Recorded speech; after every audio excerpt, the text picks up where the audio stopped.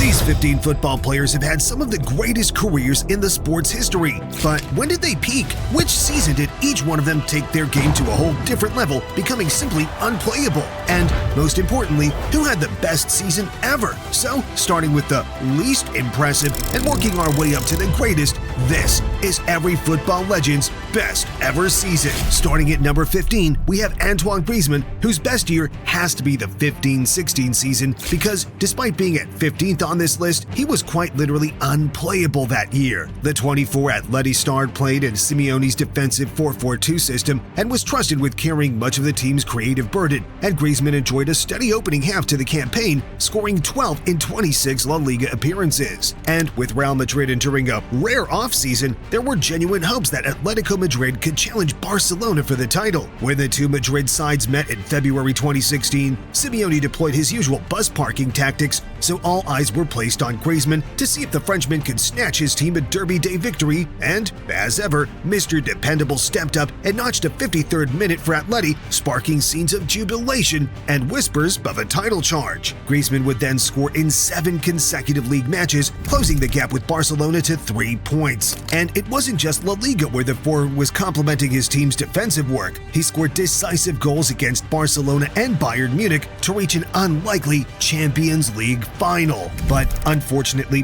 Atletico missed out on La Liga by 3 points and lost the Champions League final to Real Madrid on penalties. But despite the club's season heartbreak, Griezmann still had the Euro 2016 tournament to write his name into footballing greatness, and he flourished within a less defensive system, scoring 6 times at the summer tournament, including 2 semi-final strikes against Germany, which landed him the golden boot of the competition. But yet again, Griezmann lost the Euro final to Portugal, as this insane individual season could give Antoine a much-deserved trophy. But winning major tournaments isn't the only way of judging legendary footballs, because take Gareth Bale for example, who lifted the Champions League on 4 different occasions, but still his best ever season actually happened while representing Tottenham Hotspur. Back in 2012, the struggling London club appeared a million miles away from major glory, but with Bale bolting down the left wing, it felt like they had a genuine chance. The left-back turned winger had always shown flashes of brilliance before suffering periods of mediocrity, but in 2012, he took it to a whole new level as the 23-year-old notched 21 Premier League goals in 33 appearances. But it wasn't the numbers that had everyone talking. Bale perfected a shooting technique comparable to Cristiano Ronaldo and smashed home a flurry of deadly strikes from outside the box. Goals against West Ham, Norwich, and Arsenal mesmerized fans, and an unthinkable solo goal at Old Trafford made the winger impossible to ignore. A Gareth Bale free kick had become the scariest sight in football, as he notched from dead balls against Liverpool and Newcastle. And the winger ended the campaign with one of the greatest catalog of goals from a single Premier League season, breaking the league's record for the most hits from outside the box in one campaign. And after such a spectacular year, every team in world football wanted the emerging superstar, but only Real Madrid could win his signature. He joined Los Blancos at the end of 12-13 for a world record transfer fee, proving quite what a spectacular season he had just completed. But at number 13, Adriano had one of the most sensational seasons in football history that the entire world of football thought they had the future GOAT on their hands. During 04-05, fans expected to see the net rustle almost every single time Adriano got within shooting distance of the goal because the striker was in his absolute prime. 15 Serie A goals inside the season's opening 15 matches shocked the world, as an iconic solo effort against Udinese made supporters question whether the Brazilian was Ronaldo Nazario reincarnated. And he produced arguably his finest performance shortly afterwards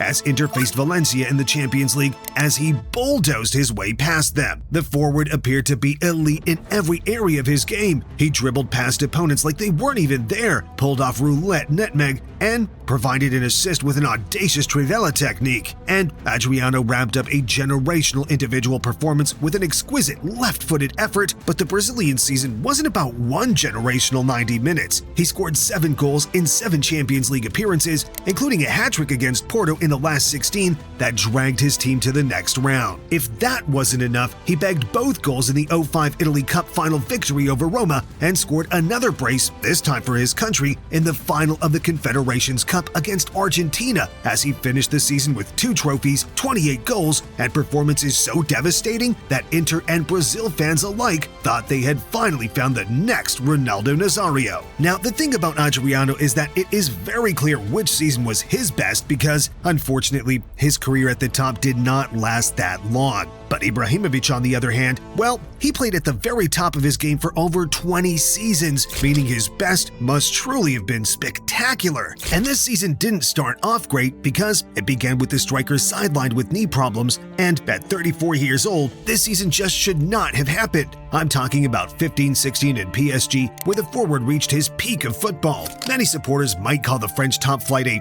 farmers league, but if it is, Zlatan became the ultimate harvest man. He scored a simply incredible 38 goals in 31 Ligue 1 appearances and 50 in 51 across all competitions. And those weren't just tap-ins because there were several outrageous strikes, including an outside-of-the-box volley against Caen. From a team perspective, PSG hit 96 points on their way to Ligue 1 glory, largely due to the goal-scoring contributions of their Swedish striker. Zlatan also produced 3 goal involvements in the Coupe de France final as the Parisians beat rivals Marseille 4-2. And Ibra played starring roles in PSG's Coupe de la Ligue and Trophée Les Champions victories too. If dominating France wasn't enough, Zlatan scored Champions League goals against Chelsea and Man City, keeping his team in the tournament until its latter stages, and he even single-handedly dragged his nation to the Euros after scoring 3 times in a 2-legged playoff match against Denmark, as at 35 years old, Ibrahimovic capped off the best year of his career. But he isn't the only football player to peak in their 30s, because Luka Modric did the exact same thing as he won the biggest prize of them all. Let's turn the clock back to the iconic Real Madrid three-peat, where in 2016 and 2017, Cristiano Ronaldo was the main man picking up back-to-back Ballon d'Ors, whilst the greatness of his teammates seemed to be brushed aside. But in 2018,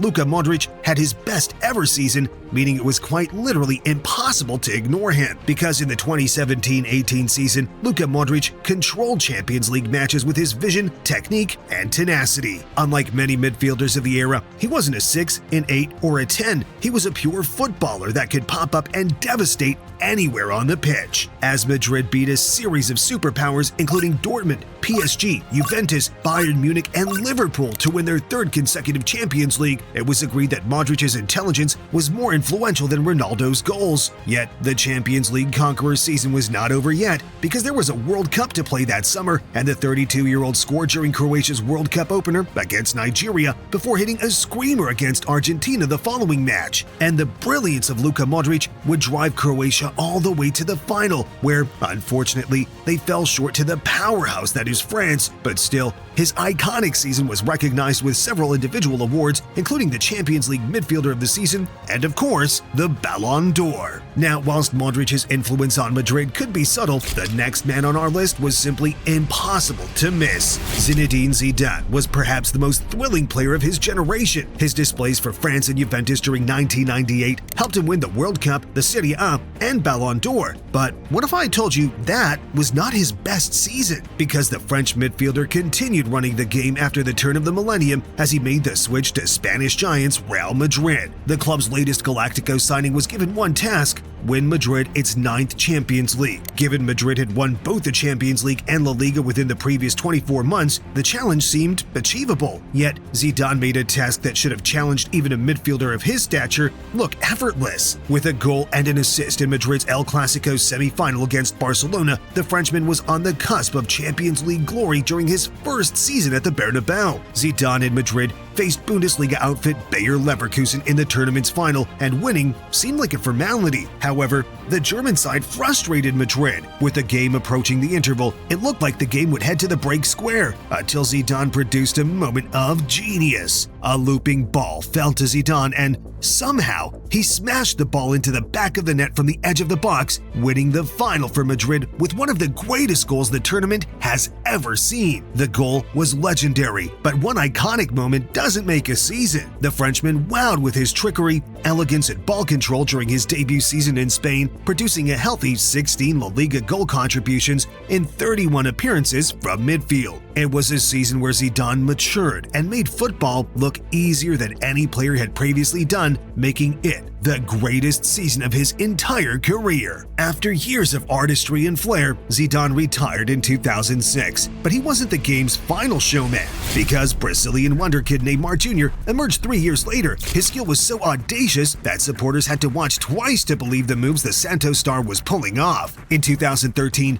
the Brazilian international finally signed for Barcelona, but during Neymar's opening campaign in Catalonia, he received criticism for being all style, no substance. The winger netted on just 9 occasions in La Liga during 13-14 and was desperate to enjoy a campaign in front of goal that represented his world-class talent, and suddenly he transformed from just a trickster to a lethal attacking weapon that finished teams off and won Barcelona trophies. In the 14-15 season, the winger scored 10 Champions League goals, including 6 in the quarter and semi-final ties against PSG and Bayern Munich. Barca faced Juventus in the final, and the old lady couldn't live with the ruthless Brazilian. Neymar played a key role in the first goal, with a ball roll preceding an intricate pass to Iniesta, who gave the ball to Rakitic for a simple finish. With Barcelona leading 2-1 in the final's closing stages, Neymar popped up with an uncharacteristic header to clinch the Catalan club's 3rd goal and 5th Champions League title. Barca won a historic treble, and Neymar was arguably the team's most influential player. He was incredible throughout his career, but never scored as many goals or won as many major trophies as he did in 14-15. Although I do believe, had Neymar stayed fit in 17-18 after notching 19 times in the first 20 league-owned matches and 6 times in the opening 7 Champions League matches, the winger might have enjoyed his greatest season and lifted the Champions League for a second time, but an injury sustained in February that season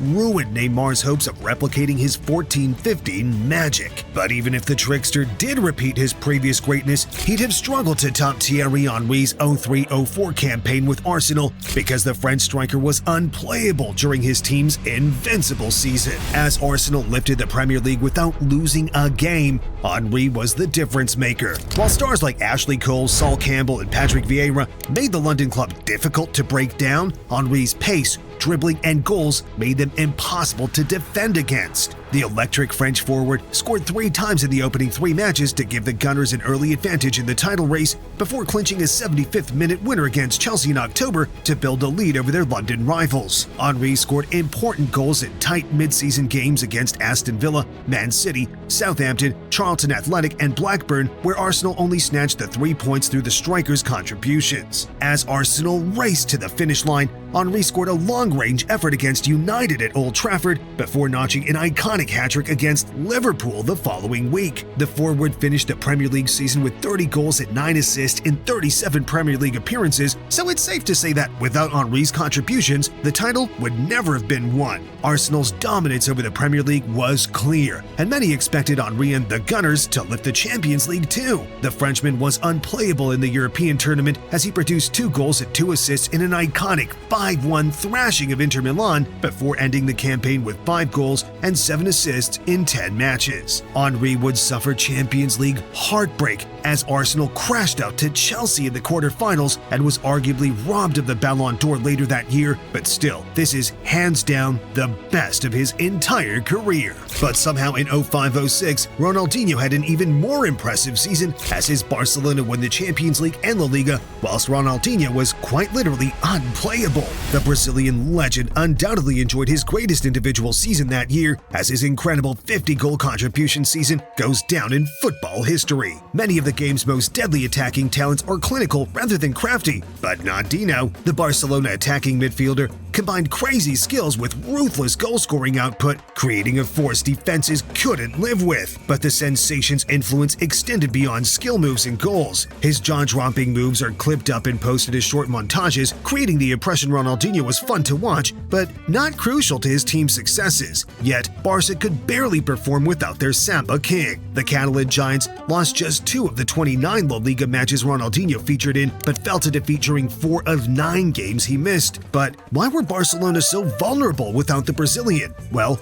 the talent scored important goals in games where his team was struggling. After all, it's one thing to stat pad against weaker opposition, but winning crucial points with big goals is a completely different task. Strikes in early season draws against Real Zaragoza and Deportivo La Coruña prevented Barca's season from unraveling after a wobbly start. A majestic double at the Bernabeu sent Barca to top spot in October, and a unique toe poke against Chelsea earned his team a spot in the Champions League semi-final. While the Catalan club had dozens of world-class talents, they relied on Ronaldinho to save them in the defining moments. The star's 26 goals and 24 assists during the 05-06 campaign gave his teammates the confidence to express themselves on their way to lifting the Champions League. His importance was recognized with the Ballon d'Or later that year, and his campaign will never be forgotten by the Barcelona faithful. But Ronaldinho's influence appears modest compared to Diego Maradona's 86-87 season, because the Argentine winger dragged Napoli to a title that wasn't even worth dreaming about without him. Before the Lionel Messi and Cristiano Ronaldo era began,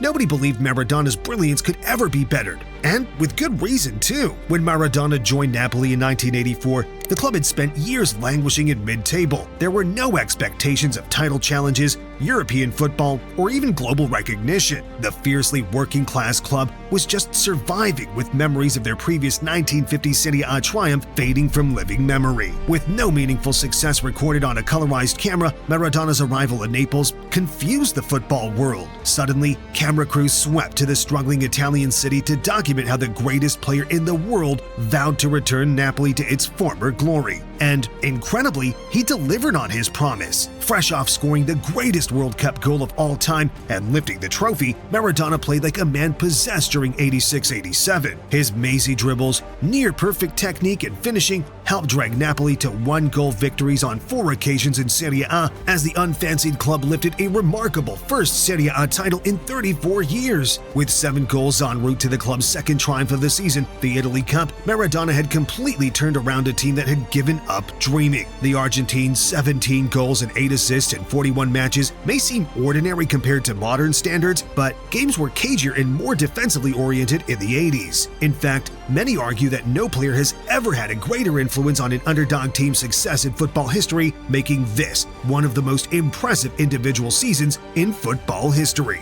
And speaking of underdogs, nobody expected Liverpool to clinch the Premier League title in 13-14, but Uruguayan striker Luis Suarez almost led the Merseyside club to the unthinkable. Because as much as Luis Suarez had some of his best goal-scoring seasons in Barcelona, his final season with Liverpool was hands down the most impressive he ever produced. While Liverpool had stars like Raheem Sterling, Daniel Sturridge, and Steven Gerrard, the team was not equipped for Premier League glory. And when Suarez was banned for the opening 5 matches of the season, Liverpool averaged just 1 goal a game. But when the extraordinary striker returned, Liverpool became the league's most devastating attacking force. Suarez would twist, turn, shimmy, and ricochet his way past defenders to score a catalog of goals even the most talented players couldn't replicate. Having already scored 9 in his first 8 matches of the season, Suarez scored 4 incredible goals against Norwich City. As the controversial forward hit braces in each of his next 3 appearances, Liverpool appeared a genuine title contender. The forward's form didn't slow down during the second half of the season, with the Cop-Bites closing in on a first Premier League title. With one hand on the trophy,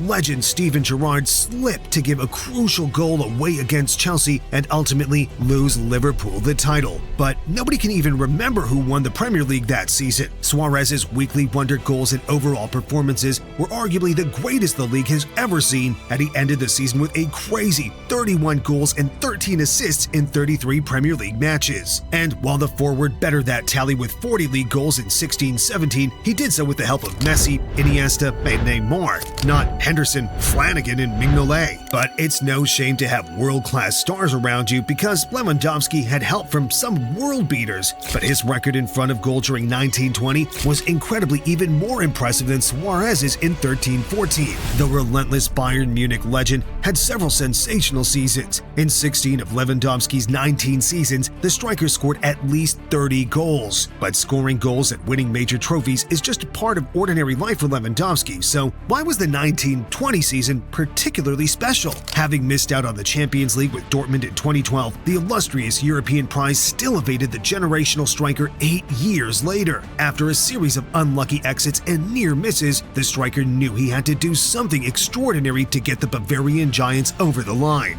During the group stages, Lewandowski notched 10 times in 5 matches, but to lift the Champions League for the first time, better teams would have to be put to the sword. Starting with Chelsea, the London club approached the tie thinking they had a fighting chance, but left hoping never to face Lewandowski again after he made 7 goal contributions across the two-legged tie. The COVID-19 pandemic impacted the rest of the tournament structure, with quarter and semi-final matches becoming single-leg affairs. But that didn't stop Lewandowski from scoring against Barcelona in a ruthless 8-2 victory before netting again against Lyon in the semi. Bayern defeated PSG in the final, and Lewandowski finished the campaign as a European champion with a joint record 21 goal involvements in the tournament. Had there been 2 extra games in the quarter and semi-finals, it's likely the striker would have added more to his tally. With 34 goals also bagged in the Bundesliga, finding a better season of any footballer in history is almost impossible. But impossible is nothing to Ronaldo Nazario, who dropped his best ever season in 96-97 as he shocked the entire footballing world.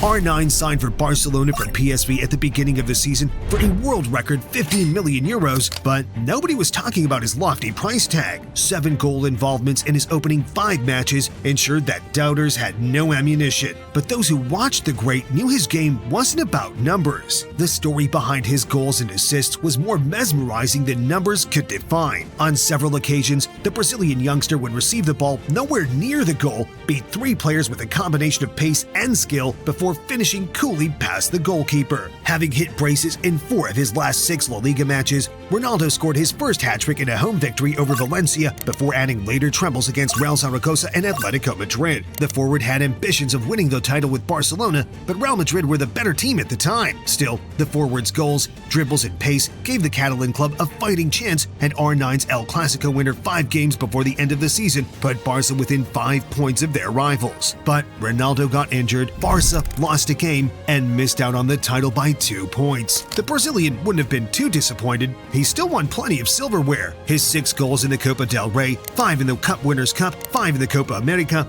and 4 in the Confederations Cup were crucial in his club and country winning each tournament. The forward finished the season with 3 trophies, 66 goals, and 23 assists for club and country. Truly legendary. Had R9 avoided devastating injuries, it's likely he would have been in conversations alongside Cristiano Ronaldo and Lionel Messi as the very best players of the modern era. But rivaling Cristiano would have been no easy task because the former Man United, Real Madrid, and Juventus star won 5 Champions Leagues, 5 Ballon d'Ors, and scored over 900 career goals. The Portugal legend enjoyed numerous unbelievable seasons, and believe me, this wasn't an easy choice, but looking at pure individual performances, none were greater than his 13-14 campaign with Real Madrid. You see, pressure was building on the second-generation Galacticos. Madrid had not lifted the Champions League since 2002, and Barcelona had won 4 of the previous 5 La Ligas. With Los Blancos in serious need of inspiration to reclaim their crown as Europe's greatest side, CR7 stepped up. Ronaldo scored 9 in 5 matches during the Champions League group stages, and his form continued during the knockout stages. 6 goal involvements during the round of 16 tie against Schalke made progressing to the quarterfinals a formality, where Ronaldo scored against Dortmund to take Madrid to the semis. Pep Guardiola's Bayern Munich awaited Ronaldo in the semifinals. His former El Clasico nemesis built a super team with the Bavarian powerhouse, but CR7 made them look ordinary in the tie. 2 strikes in the second leg helped his team sail to a 5-0 aggregate victory, setting up an iconic Madrid derby final against Atletico. Simeone's men fought valiantly, but conceded a late equalizer to a Sergio Ramos header that took the final to extra time. Real battered Atletico in extra time, with Ronaldo bagging a goal and an assist to secure the club's 10th Champions League title. It rounded off the greatest individual European campaign in history. Ronaldo hit 17 goals in 11 matches, scoring in every round of the tournament. But his frightening form wasn't reserved for just the Champions League. The Madrid star notched 31 times in 30 matches in La Liga, scored 3 in a World Cup playoff to drag his nation to the summer's tournament, and ended the campaign with 51 goals and 17 assists in 47 matches. It's an eye-watering game-to-goal ratio that has only been beaten on a handful of occasions, but today he'll have to settle for second place because if anybody is capable of beating Ronaldo's astonishing record, it's Lionel Messi, because he dropped the greatest season of all time during 11-12, as despite not being his most successful trophy-wise, on an individual level, this was definitely the peak of Lionel Messi. The Argentine was the face of Barcelona's iconic Champions League final victory over Man United the previous season, with many describing Guardiola's team as the greatest of all time and Messi as the finest footballer to ever play. So, producing an even better season was almost impossible, yet Leo found a way to break new records. The Barca forward scored 50 La Liga goals, plus 14 in the Champions League during 11-12, ending the season with 85 goals for club and country, the most of any player in history. Despite breaking goal-scoring records in La Liga and the Champions League, numbers don't do Messi's brilliance justice. He wasn't a fox in the box. His greatest strength was not even finishing. The Argentine's dribbling style was out of this world. He could pull off defense-splitting passes that even the best midfielders could only dream of, and his movement was pivotal to Guardiola's tiki-taka style. If he wanted to dribble past three and place the ball in the bottom corner, he would. If he fancied humiliating the keeper with a chip, he'd do it. Messi's 5 goals against Bayer Leverkusen in the Champions League highlighted the number of ways he could kill a team. He scored 2 with lobs over the keeper, 1 by placing a trademark finish after cutting in from the right, another after playing a couple of 1-2s with Pedro, and the 5th by finessing the ball from outside the box. And the forward contributed in the season's biggest games too. He scored 3 in the 2-legged Supercopa against Real Madrid, 1 in the Copa del Rey final against Bilbao, 2 in the Club World Cup final against Santos, 1 in the Super Cup against Porto, and bagged hat-tricks against Atletico Madrid and Brazil as he was simply unplayable. Of course, he picked up the Ballon d'Or that year as it cemented his place as the best footballer in the world at the time, and he concluded the greatest individual season in the history of football. Now, if you agree with my list, subscribe, and if you don't, give me a better one in the comments right now.